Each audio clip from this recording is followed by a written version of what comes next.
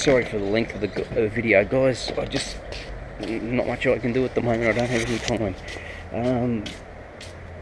Let me think. What else? Oh yeah, not that it really matters, but I cleaned up the side of the house. You would have just seen it in the last couple of seconds when I was filming down the side. But yeah, I got all that wood out, cleaned it all up yesterday, pulled all the grass out just to clean it all up. So that's another job done. So now all the rubbish is here. You gotta love me house. It's just full of shit at the moment. It's all good shit, but it's just shit. A wood rubbish pile there for Paul. A trailer full of steel. Minus, there's 2 seats there. I'm gonna take them to work tomorrow. Get rid of them. But that's all steel. It's all off my camper trailer chassis. So don't forget to go and watch all my my other videos too, because then you'll know where all this stuff comes from. What else? There's what's going to be the camper. There's the chassis, spare set of wheels I got for nothing, which I was going to use but didn't end up using them. Another tub that I got for $50, late model one, which is going to be a sofa or a couch for outside, let down tailgate, all that sort of stuff. But we're getting off track now, so yeah. Let me have a look. No, let's go back inside. I'm trying to keep this short, guys. Okay. Now, I haven't really done much else, to be honest. Whoops, it's very dark in here, isn't it? Okay, that's better. Haven't really done much else. There was a couple of things that I realised I needed to do, but hadn't done them initially. But I was lucky enough that I did them before all this plumbing went down. One thing I forgot to do was block up this bath, because this bath is going to be obviously all covered in cement sheet on the outside and across the top here, and then there'll be a tile.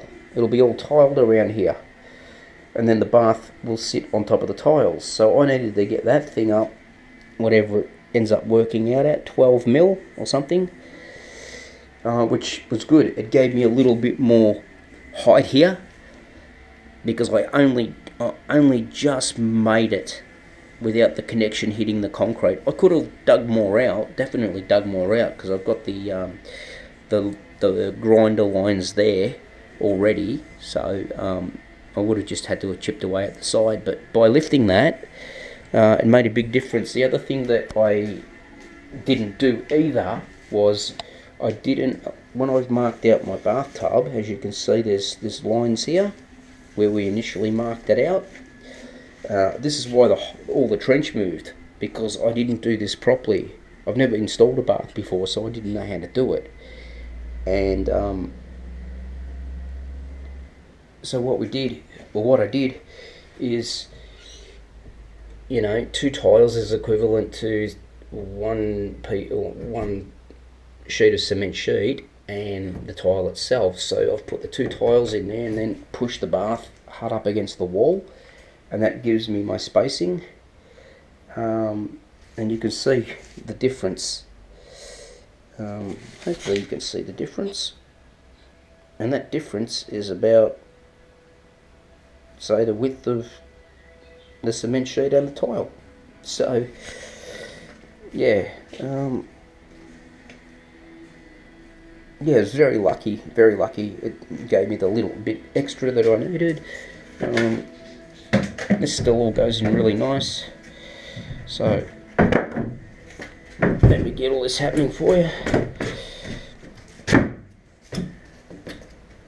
There you go. Pipes all covered up there. So the initial idea was to cement all this in, once all the PEX pipes in, the PVC and everything like that.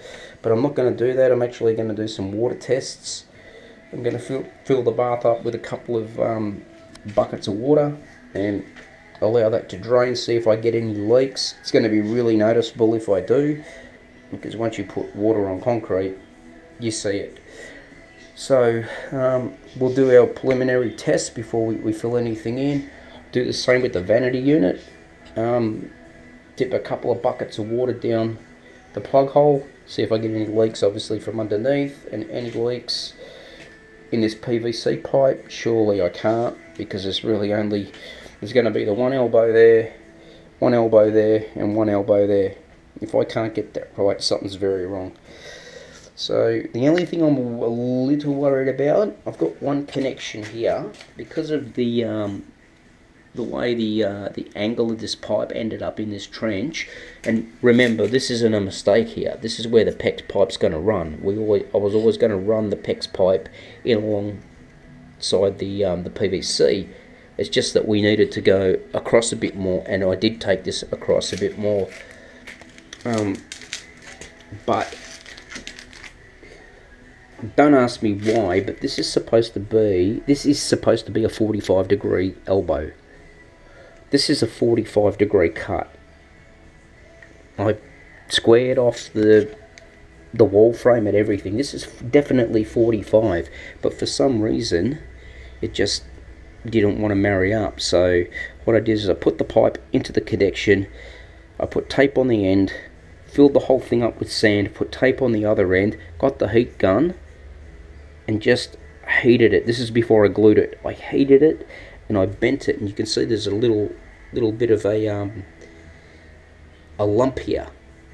That's brought the pipe back in line slightly.